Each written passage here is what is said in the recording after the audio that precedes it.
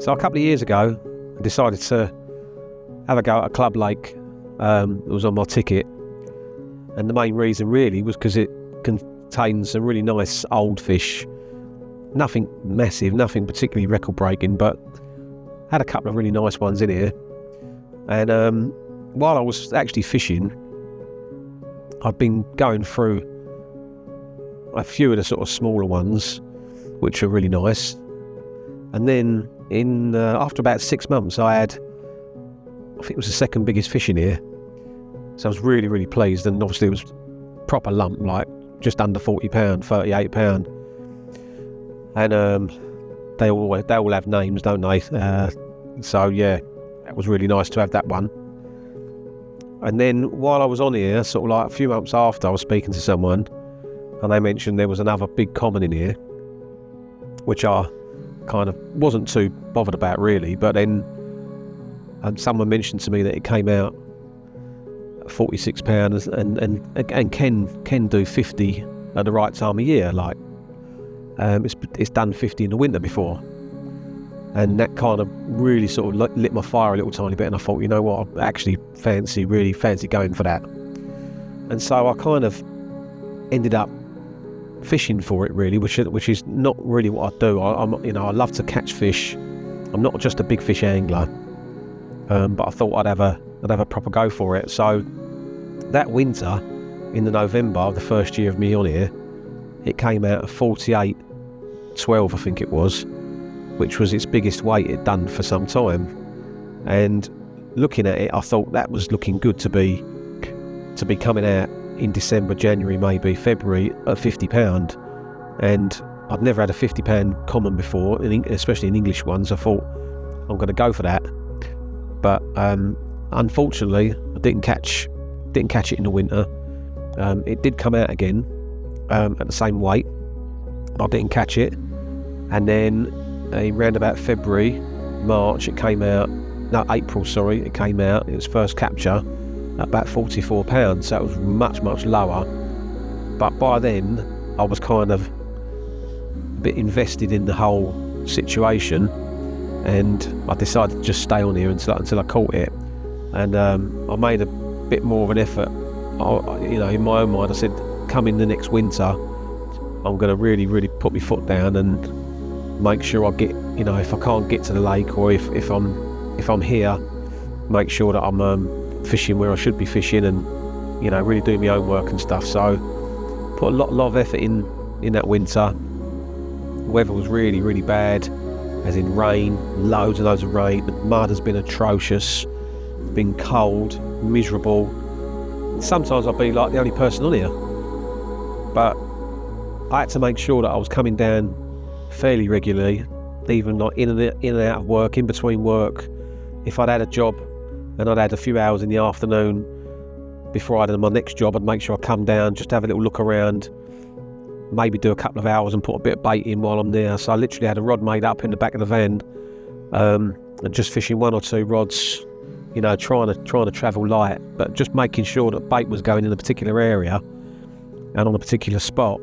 So prior to the winter, as the water got clearer, prior to that I was using descend braid, and I hadn't used braid for years and years. But on the club lakes, you're allowed to use it. So there's no silly rules. Everything's sensible, which is great. But as the water got clearer and clearer, I noticed my bite started to slow down. So I switched over to the fluorocast, which is the fluorocarbon type coated line. And the bites just continued from there. They just, it just went back to where it was when I was kind of catching them in the spring. So that obviously made a massive difference. And when I laid it in the edge to see how clear it was, what I'm fishing over in the edge is what I was fishing over where I was fishing, and you could see how clear it was. So that made a massive difference. So I got on there straight away. And then the rig wise, I was just using the Silk Flex braid. I've always been a braid man, especially when it comes to hook links. So I was using the Silk Flex braid, 7 inches, sometimes 12 inches. I was going in between links, to be fair, and just a simple blowback rig on some homemade hook baits I was making myself, and they're always successful. All the mainline stuff, sort of thing, ingredients and that in it. But that's what I was using. Found it to be really, really effective. And it was like one after the other, 30, 30, 34, 35, 30, 30, and just slowly going through the fish that were in here.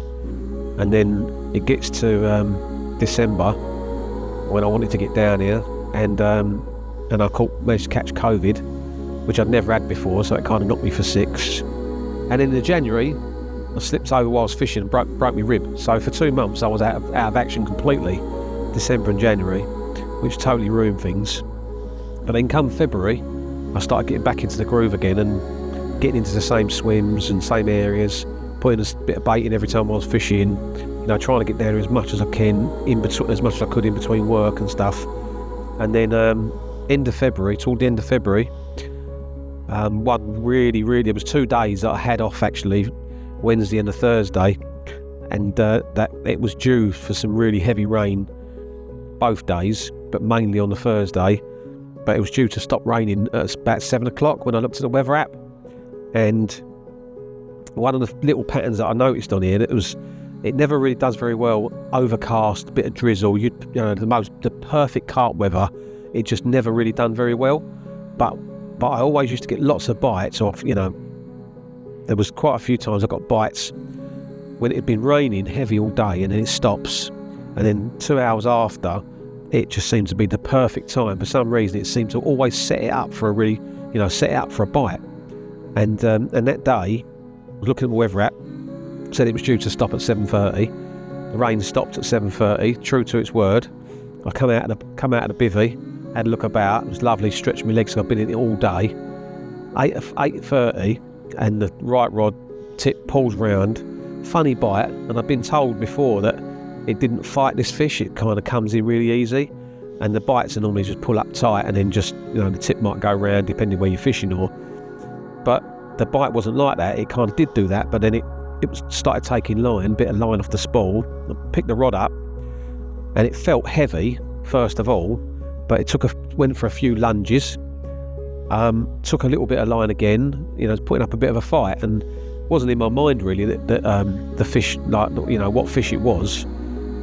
So eventually, which felt like a lifetime, but it never is it? Probably 5 minutes or something like that. Eventually it went in the net, and for some reason that particular night I didn't have no head torch, left it in the van. So I run back to my brolly, popped back to the brolly, which is just behind me sort of thing, and I picked up the bivvy lights the big bivvy lights. So I turned it on, and it lit this place up like Wembley Stadium. Mad, it was really, really bright, and there was no one else here anyway. Everyone had gone home because it was raining.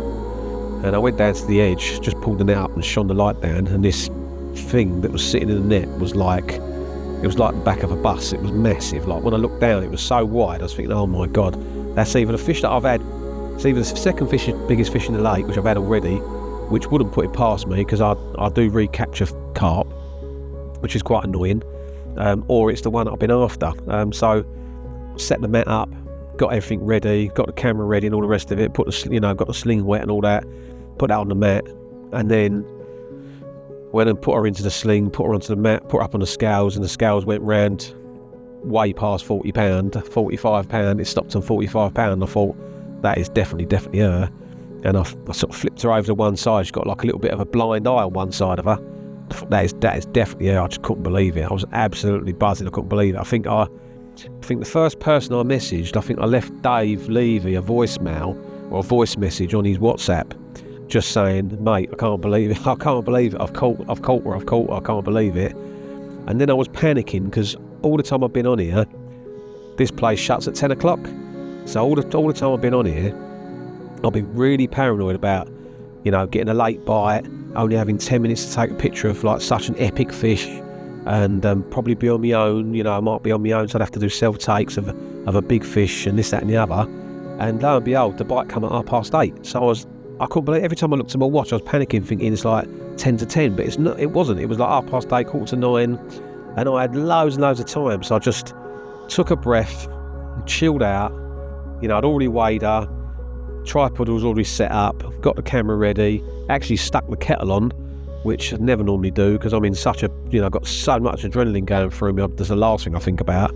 But I just took it in my stride, literally put the kettle on, let that boil, took a load of photos and stuff of both sides, and a little tiny bit of video clip, and then I wanted to get her back because she's supposed to be between 40 and 50 years old, this fish, so I'm not 100% sure how old, but you hear a lot of stories down the line, don't you? So I'm not particularly sure, but I know she is very, very old, and definitely one of the oldest common carp in Essex. And when she went back, I watched her go back, and I just couldn't believe it that day. And I eventually packed up, covered in mud, soaking wet, just mud everywhere, and just in the right mess.